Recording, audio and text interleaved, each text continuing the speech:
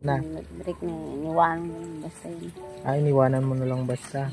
Kaya Kuwawa wala man, naman. kuwawa din baka nag-aasa pa. Hindi na yun, tagal na. Ay, Pero dapat na magsabihin mo.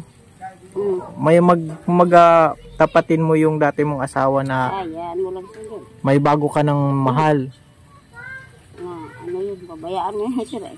Mga kalingap, at today may vlog po tayo kasi meron pong katutubo po pala dito sa Bicol, mga kalingap, na napunta dito sa Bicol. Andyan po sila at interviewin po natin, mga kalingap.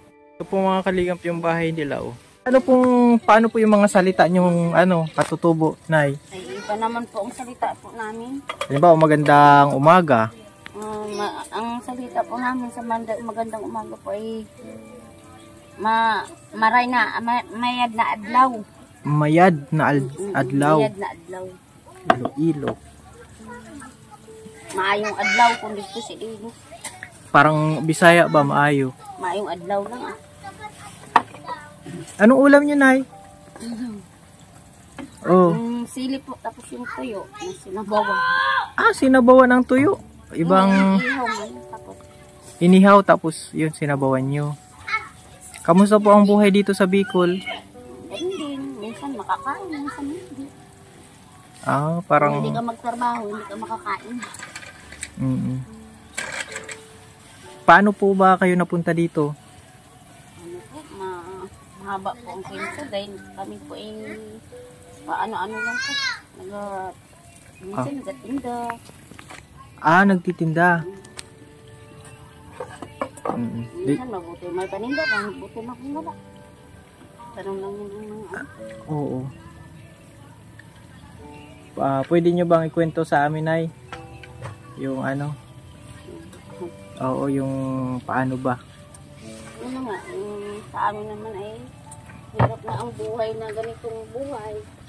Ito po yung bahay-bahay nila, kasi kakaiba yung bahay nila kasi mababa lang po yung style niya, kaya na-curious ako. Ang pala katutubo pala si Nanay Inday.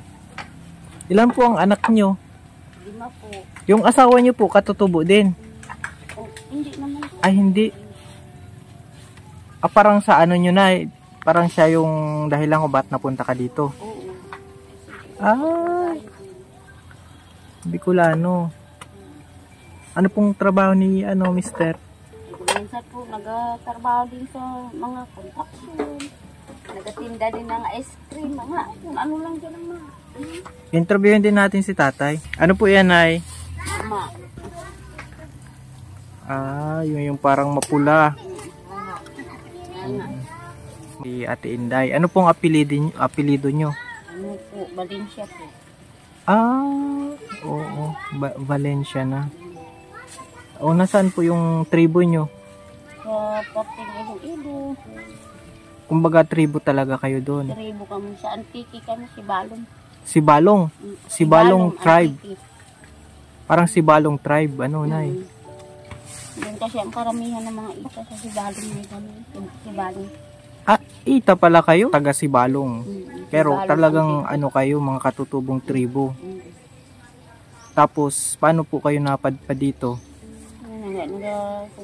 Kung saan ang trabaho na mabuti-buti, doon kami. Kung may naawa sa amin nga magpatanim, natanim din. Magpatayo ng bahay, yun dito. Patayo ako ng may-ari na si Tatay Ruben. Nakatanim-tanim ako para sa pagdating ng oras na nakagusi. Ilan po yung anak nyo? Kami, wala pa. Yan, sa una yan. Meron pa po pala kayong dating asawa. Nasaan yung dating asawa nyo? Malayo kasi po. Wala naman yun. Naghiwalay na kayo? Ba't kayo naghiwalay? Minsan hindi naman makaya kasi. Binubugbog ka? Hindi naman sa ganun, kundi ang katamaran ng tao. Walang hanap buhay. Ayaw magtrabaho. Gusto siya ang bubuhayin ng Ano po yung dati yung asawa? Tribo din? Tribo din. Kaso ayaw magtrabaho. Ayaw magtrabaho. So, kaya po pala kayo napunta dito dahil nagkahiwalay kayo ng asawa nyo. Tapos nakilala nyo yung isang Bicolano. Oo.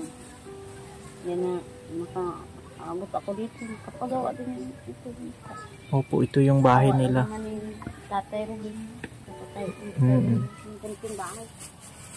Ano po yung ano lang, medyo mababa pero masarap man ditong matulog. Ano, presko. Minsan, dito kami natulog.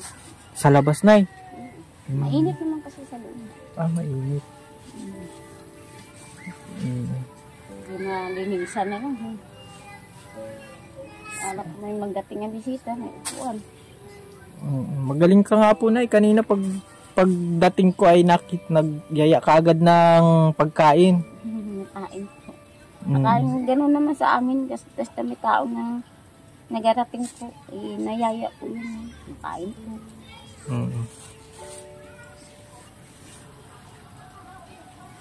So yung mga anak nyo po nasaan? Ay, may mga asawa naman. Ilang taon ka na po? Naano na ako, mag-43 na. 43 ka na? 44 na.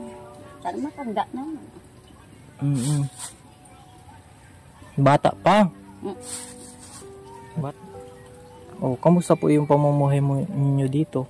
Kung minsan makabinta siya, makakain din kami. Ano pong benta? Nagatinda siya ng mga, halimbawa, makaalsada siya ng mga, ano dyan, mga eskindi o ano dyan. Nagagawa ka ice candy? Nag-aalsada na, nagatlako bagang Taho? Minsan, ganun din. O minsan, nag-aalsada siya ng mga bakal buti. Naghahanap ng mga bakal buti. Tapos tinda. Hindi, kung wala ka naman punan, wala. Dito ka na yung para kita ang beauty mo. Ang beauty ng isang katutubo. Kaya, mahirap kaya ang walang makuhaan ng kaya lang para makakain. Yung iba nyo pong anak? Hindi, may mga pamilya. Yung anak, meron ka pong dalang anak? Ay, wala. Yun lang, isa namin anak mo. Anak po nino? Isa, yung asawa. Sama naman. Parehas kayo. Ni Mister. May dating unang asawa. Dito naman yung naglaki. Tapos nung magkain laban kayo, saan nyo nakilala si Mister? Dito lang. Paano ka po napunta dito? Siyempre, naghahanap ng trabaho na sumpungan. Naghahanap ka ng trabaho dito? Ano po yung paano kayo nag-usap? Siyempre, sa ginatarbahuan yan, doon din ako sa ginatarbahuan. Nagtitinda? Kumbaga nagkatanungan kayo, ano yung tinitinda mo? Katulad na, nagpasukan ako sa mga tao. Masukan din. Namamasukan? Katulong? Katulong. So ang layo, from Iloilo, napunta ka sa Bicol. Dito ka nakapagtrabaho. Dati, lipat-lipat man ako. Dati, ang una kong amo, Iriga eh. Oo. Kung katutubo man dyan sa Iriga, nagtagal ako doon. Katutubo din. Hanggang dito na sa Sipuko, hanggang na nakita kami niyan sa Ragay. Ang asawa nyo. Paano po yan yung mga anak nyo na alam niya na kung saan naman lang sila nun malawak naman ang Iloilo kasi. Oo, alam niya na nandito, alam nila wala nandito. Wala naman kami sir kontakan dahil wala naman ako cellphone. Masaya naman po kayo dito ni Mister mo. Ayos din. May isang anak. Maganda din dahil marami po ang kalibangan dito, maraming taniman. Isang kahit ano lang, pang tanim-tanim, yun na lang ang kaligayahan mo dito. Magtanim Ano pong tinatanim ninyo? Kagaya ng buno, ganyan o. Yung panggulay. Ilang taon na po yung bunso nyo? Ang bunso ko ay sa mga 16 na. 16? May asawa na? Wala pa. Ano po yung dalaga? Lalaki. Lalaki binata. Buti di ka namimiss. Namimiss rin. Kaso lang malayo. Pare? Ang Pakanak-kanak ko dyan halaya. Ibang salita nyo na yun. Yan lang po ang trader po namin sa Iloilo po. Nakakaintindi siya nung yung bata. Hindi masyado. Ginaturuan ko man. Ah.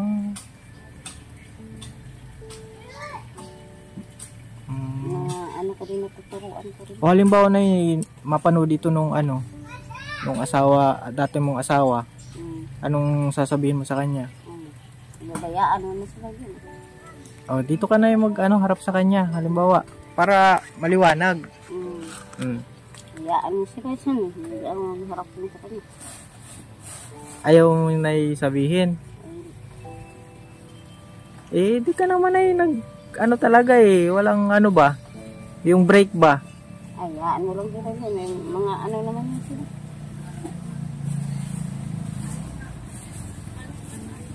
Kung saan pa sila yan bayaan mo sila. Namumuhay din sila na sa kanila. O yan ay kinakain nyo sa, talaga yan, sa katutubo yan. Mamaan po. Oo. Yan yung... Mahirap ang buhay niya dito. Dahil, kailan po yung huling nag-uwi ka dun sa Iloilo? may tagal na po. Anong taon pa po yan? Isang taon naman po.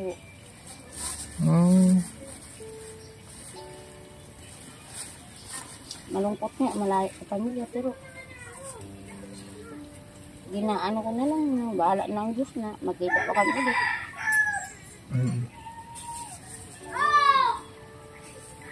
Pero masaya kayo na ni mister mo? Oo. Bagong mister? Kahit nakakain lang kami sa isang araw. Tatlong bisis sa isang araw, ayos lang. Ilang taon na po kayo ni bago nyo? Ha? Ilang taon na kayo? Ngayon? Oo. 44 na ako. Yung tagal ba ng pag-aasawa? Isang taon naman. Ay, isang taon pa lang? Isang taon pa lang. Di maaga pa, ano? Ano pa na, ano? Maaga pa man. Hindi pa man masyado na. Oo. Okay man. Siyempre, bago pa lang. Sweet pa yan. Ano na? Kahit katagalan naman eh. Kahit ano man ang kukunin mo dyan sa mag-asabi, siyempre, mag-intindihanan. Kung anong isa kamalian ng isa, tindihin mo na lang. Kasi ganyan na. Pagod sa trabaho, pagod kung saan nagalak.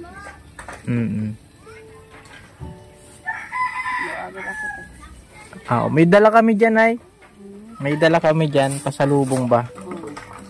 Salamat na nga ang blessing niyo. Kunin ko lang, Nay. Nay. Yan, may kunting buksan nyo po, para makita nyo yung... Ay, bubuksan pa dito sa ito.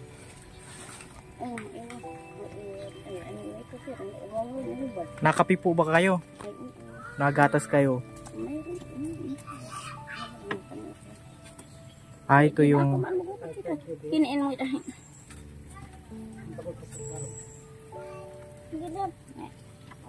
Sabunan mo ito siya. Anak na ito, mag-uhubat mo. Wait, sabi niya. Nasaan po yung mister nyo? May asawa ng bago din? Siguro siya, hindi ko alam. Ang katagal-tagal. Baka. Hangadi na kami. Ayaw niyang magtrabaho. Ano kaya yan? Kasal ba kayo nung una? Hindi rin. O nung bago, Nay, pakasal kayo? Hindi. Ba't di kayo magpapakasal? Ay, ganun pa rin. Magpakasal ko, ganun pa rin ang huwag lang muna ang kasal niya. Hindi na kailangan. Hindi na kailangan. Para maging legal ang pagsasama nyo. Legal nga sa iyo ang lahat. Wag na, buti na yung ulag na. Hindi na muna. Mahirap kasi ang ganyan. Pero marami ang kasal ng ganun, hiwalay rin. Ano ba ang importante na sa pagsasama? Marunong mag-intindi. marunong ka intindihin niya, kahit pagod ka na, intindihin ka pa rin. Siyempre, malayo ang natindahan. Kasi kami, nagatinda kami ng mga herbal. Kung saan na lugar, doon ako. Hindi naman maaari yan na hindi siyempre, mahiwalay rin pa rin ka. Kung saan nga lugar. Ayaw sumama nung asawa mo? Hindi. Hindi na-trabaho? Ako lang, naghahanap buhay. Tapos naghanap ka ng masipag? Siyempre, ang makatulong man sa akin kahit paano. Yun din. Masipag? Masipag na yung bago mo? Masipag din. Masipag din. Parang hindi masyado, Nay. Hindi. Masipag din siya magtrabaho. Kagaya mo. Kahit paano, makatulong-tulong kahit paano. Kunti lang yan. Ano po bang nagustuhan niyo sa bago niyo? Marunong siya mag-unawa, marunong matinulungin, kung anong, maayos din. Hindi ba gwapo? Gwapo ba yung bago? Hindi? Tama lang. Tama lang. Ano bang importante na sa lalaki? Importante sa lalaki, marunong din mag-unawa sa iyo na babae, kahit hindi ka awayin. Ganun. Hindi ka awayin. Katulad sa kanya, lagi lang away na away. Siyempre, maguguluhan ang isip mo. Yung dati nyo, pinag-away ka. Nabibintangan na hindi maganda, ganun. Ano po yung binibintang niya? Siyempre, magtinda ka, wala ka sa piling niya. Sabihin ka, may lalaki ka na. Ganun. Siluso nga Kaya iniwan mo na, tinutuo mo na. Tinutuo ko na, ayaw ko na. Kaso dapat nakipag-break ka. Break na tayo, maghanap na. Iniwan mo doon. Hindi ka ata nagpaalam, Nay. Hindi pa alam. Ang sabi mo sa kanya? Ay, mahanap buhay mo. Parang mabuhay man ako. Di ka nakipag-break. Ay, kailangan ang break sa kanya. Ay, di ka na break na kayo. Ay, hindi. Ay, di kawawa man yun. Ay, mahirap na sila sa kanya, hindi maintindihan.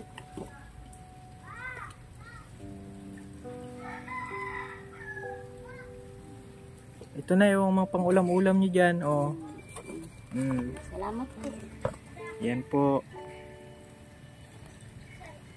Tsaka may anak pala kayo dito, anak.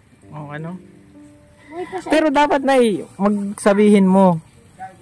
May tapatin mo yung dati mong asawa na yan mo lang sila. may bago ka ng mahal. Babayaan mo yun sila break na, iniwanan mo lang basta yun. Iniwanan mo na lang basta. Kuwawa din baka nag-aasa pa. Hindi na yun, tagal na. Tagal na? Ilang taon na po? Higit na 2 taon na higit 2 taon. Ang kawawa na yung anak niyong lalaki. Na po, importante yun. Kaya alam niya naman nila yun. Alam na? Alam naman nila. Yung sa mga anak ko. Alam na may bago ka na. At hindi mo kinaya, Pero Nay, ang payo ko na, sabihin mo, kausapin mo pa rin yung dati nyo na wala na tayo, ha? Hingi ka ng Yan mo ta. Inasabihan ko naman yun dahil hingi ka ng tawad din. Inasabihan ko naman din. Kaso lang hindi man sila nag-ausap sa akin. Wala akong magawa. Ayaw? Ikaw ang ayaw kausapin? Hindi nila akong nakausap Wala rin. Ang ganun din po pala. Bali Nay, at ayan, may kunting pasalubong po tayo, At magpapaalam na kami. Nay, salamat po sa pagpa-unlock. Salamat din sa inyo, sir. Salamat sa binibigay ninyo sa amin. Kunting tulong. Mas malaki na po yun na tulong sa amin po. Maraming salamat din po sa pagbahagi ng kwento nyo. At salamat po sa panonood. Ayan po. Naka-curious po kasi ako dito kanina. Ayun po, nalaman natin nakatutubo po pala yung nakatira sa bahay na ito. Maraming salamat po sa panonood and God bless po sa ating lahat.